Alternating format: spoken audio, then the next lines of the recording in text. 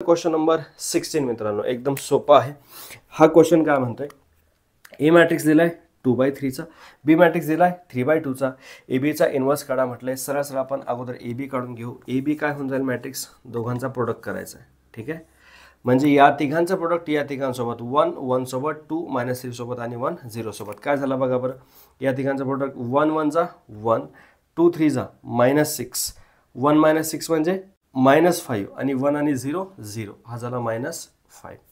तिघांचा प्रोडक्ट तिघांसोबत 1 2 जा 2, 2 1 जा 2 झाले 4, 1 2 जा 2 झाले 6.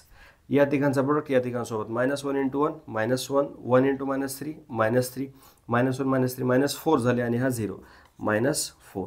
तिघांचा प्रोडक्ट तिघांसोबत -1 × 2 -2, 1 1 जा 1 म्हणजे 1, -2 + 1 म्हणजे -1, 3 × 2 6, 6 -1 म्हणजे हा काय झाला 5. ए बी मॅट्रिक्स आपल्याकडे हा झाला. ए बी चा इन्व्हर्स म्हणजे काय होणार सांगा बरं, is equal to 1 / determinant of A B and adjoint of A B. आपल्याला माहिती आहे 2/2 मॅट्रिक्स मध्ये आपण काय करतो, सरळ सरळ ए बीचं डिटर्मिनंट काय होणार हो, -25 प्लस 4 × 24 म्हणजे +24 -25 म्हणजे -1. देअरफॉर ह्याची व्हॅल्यू आली -1, 1 / -1 म्हणजेच -1. देअरफॉर -1 ॲज इट इज लिहून टाकतो. समोर ॲडजॉइंट 2/2 मॅट्रिक्सचा कसा होणार, या दोघांना इंटरचेंज करायचं, या दोघांना निगेटिव्ह, -5 च्या ठिकाणी +5 येणार, +5 च्या ठिकाणी -5 येणार. या दोघांना निगेटिव्ह म्हणजे 6 चा निगेटिव्ह -6, -4 चा निगेटिव्ह +4. या -1 मध्ये मल्टिप्लाय करून टाकू. काय झाला बघा बरं, हा झाला -5, हा झाला +6, हा झाला -4 आणि हा झाला +5. -5 6 कुठे, -5 6 आणि -4, 5. Option C is the correct option मित्रांनो. एकदम सोपा क्वेश्चन. आणि बघता बघता आपण पोहोचलोय क्वेश्चन नंबर 17 ला. क्वेश्चन नंबर 17 मध्ये आपल्याला ए इज इक्वल टू हा एक 3/3 चा मॅट्रिक्स दिलाय. त्याने विचारलंय A into adjoint A is equal to काय आहे. आता याच्यामध्ये आपल्याला जर ॲडजॉइंट ए करून प्रोडक्ट काढायचं असेल तर खूप वेळ लागेल, परंतु आपल्याला ह्याची डायरेक्ट ट्रिक माहिती आहे. काय रे, A into adjoint of A is equal to determinant of A into unit matrix असतो. आपण सरळ सरळ याचा डिटर्मिनंट काढून घेऊ. बघा बरं काय येणार, डिटर्मिनंट ऑफ ए ची value along the first row पहिल्यांदा काय येणार 1 इन ब्रॅकेट, रो सोडून द्या कॉलम सोडून द्या, 4 -4 हा झाला 0. त्याच्यानंतर दुसरा एलिमेंट आहे 2, त्याला आपण करतो मायनस, हा झाला -2. ब्रॅकेटमध्ये काय होणार, रो सोडला कॉलम सोडला, -4 -2 दिस इज -6. तिसरा एलिमेंट आहे 3, त्याला आपण केला +3. ब्रॅकेटमध्ये काय होणार बघा बरं, रो सोडला कॉलम सोडला, -2 -1 हा झाला -3 इज इक्वल टू, हा 0 आहे, मायनस प्लस 2 6 जा 12 आणि हा -9 is equal to 3. Determinant of A ची व्हॅल्यू 3 आली आहे आणि आपल्याला माहिती आहे A into adjoint A is equal to determinant of A into I असतो. इज इक्वल टू या केसमध्ये काय होणार 3 × युनिट मॅट्रिक्स. 3 × युनिट मॅट्रिक्स म्हणजे युनिट मॅट्रिक्स मधल्या प्रत्येक एलिमेंटला आपण 3 न मल्टिप्लाय करतो. सो बेसिकली काय होणार 3 × युनिट मॅट्रिक्स या ठिकाणी 3/3 चा असेल, 0 1 0 आणि 0 0 1. 3 न जर आपण या मॅट्रिक्सला मल्टिप्लाय केलं तर काय होणार, तो 3 0 0 0 3 0 आणि 0 0 3. या ठिकाणी ऑप्शन बी आहे. B is the correct option. Question number 18 मध्ये आपल्याला म्हटलंय ए इज इक्वल टू हा मॅट्रिक्स दिलाय. वर जर आपण बघितलं तर आपल्याला सेम मॅट्रिक्स दिसतो. ठीक आहे, नंतर म्हटलंय A into adjoint A is equal to K I. आपण याच ठिकाणी आत्ताच सॉल्व्ह केलं. A into adjoint A is equal to determinant of A into I. Therefore हा मॅट्रिक्स सेम आहे, त्याच्यामुळे या ठिकाणी K I is equal to काय भेटते आपल्याला 3i. Therefore K is equal to 3 ही व्हॅल्यू आपल्याला भेटलेली आहे.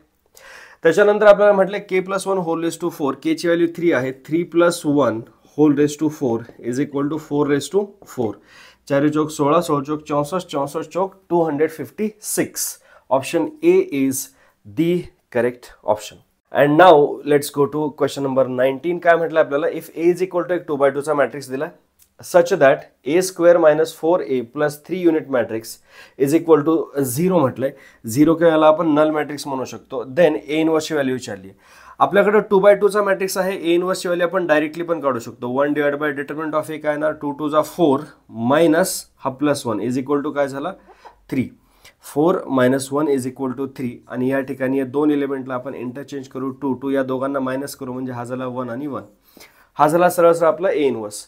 परंतु जर हे इक्वेशन यूज करून काढायचं असेल तर आपल्याला काय करायला लागणार या केसमध्ये, a² - 4a - 4a + 3 unit matrix equals to null matrix. आपल्याला काय करायचं, थ्रू आउट याला ए इनवर्सने मल्टिप्लाय करायचं. A inverse is equal to null matrix. या ठिकाणी सुद्धा ए इनवर्सने मल्टिप्लाय केलं तरी हा झिरोच राहून जाईल.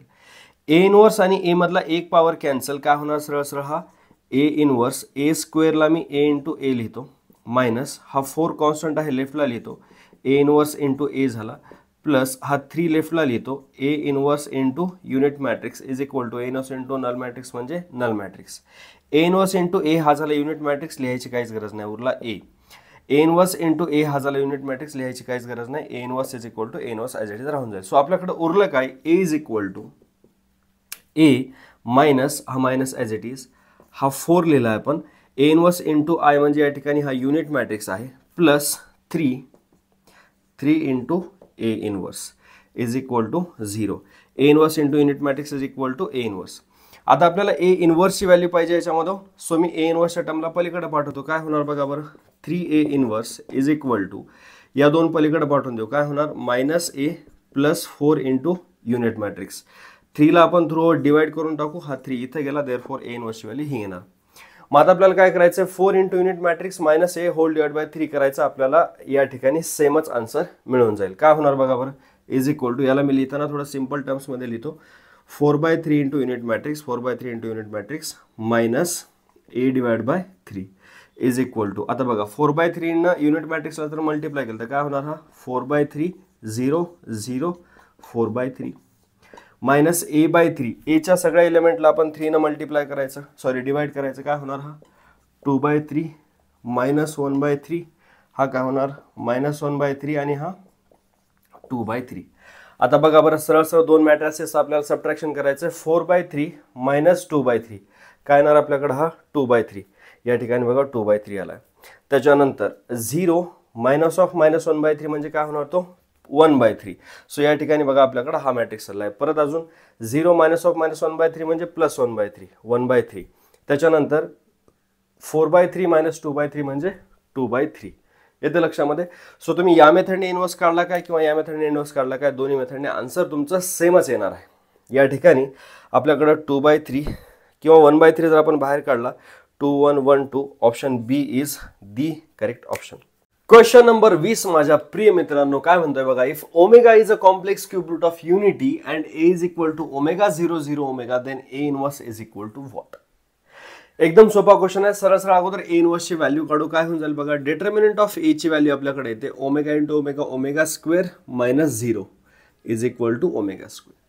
ए इनवर्स आपल्याला फॉर्म्युला माहिती आहे, A inverse is equal to 1 divide by determinant of A. सरळ सरळ मी या ठिकाणी ओमेगा स्क्वेअर लिहून टाकतो इंटू 2/2 मॅट्रिक्समध्ये आपण काय करतो, डायगोनल एलिमेंट्सला इंटरचेंज. या ओमेगाच्या ठिकाणी हा, याच्या ठिकाणी हा, दोन्ही ओमेगा असल्यामुळे काही फरक पडणार आहे का, काहीच नाही. उरलेल्या दोन एलिमेंटला आपण मायनसने मल्टिप्लाय करतो, पण दोन्ही 0 आहेत त्याच्यामुळे मायनस 0 काय प्लस 0 काय सेमच गोष्ट आहे. आपल्याकडे हा तयार झाला ए इनवर्स. यालाच आपण सिम्प्लिफाय केलं तर काय होऊन जाईल, हा omega divide by omega square omega divide by omega square. या ठिकाणी 0 डिवाइड बाय ओमेगा स्क्वेअर म्हणजे काय झाला, हा 0. या ठिकाणी परत 0, हा omega divided by omega square. आता मी काय करतो बघा मित्रांनो, ओमेगा स्क्वेअरची व्हॅल्यू आपल्याला माहिती नाही, ओमेगाची व्हॅल्यू माहिती नाही, माहिती आहे पण इट्स अ कॉम्प्लेक्स नंबर. म्हणून मी जर या दोन्ही नंबरला ओमेगाने मल्टिप्लायने डिवाइड करून घेतलं, ओमेगा ओमेगा आणि याला मल्टिप्लायने डिवाइड बाय ओमेगा केलं, तर ओमेगा स्क्वेअर इंटू ओमेगा म्हणजे ओमेगाचा क्यूब आणि omega cube is equal to 1. आपल्याला माहिती आहे because omega is a complex cube root of unity. ओमेगाचा cube is equal to unity, unity म्हणजे 1. सिमिलरली या ठिकाणी omega into omega square omega क्यूबची व्हॅल्यू काय झाली 1. वरती काय उरलं आपल्याकडे ओमेगा स्क्वेअर म्हणजे हा काय झाला बघा ओमेगा स्क्वेअर 0 0 आणि ओमेगा स्क्वेअर. सो ए इनवर्सची व्हॅल्यू आपल्याकडे आली ओमेगा स्क्वेअर 0 0 ओमेगा स्क्वेअर. याच्यातला कुठला ऑप्शन बरोबर आहे, जो आपल्याला कडे आलेला मॅट्रिक्स आहे, जो ए इनवर्स आपल्याला मॅट्रिक्स भेटलाय तो मायनस ए आहे का, नाही. तो 2a आहे का, नाही. ए आहे का, नाही. मग उरला असेल तो ए स्क्वेअरच असेल.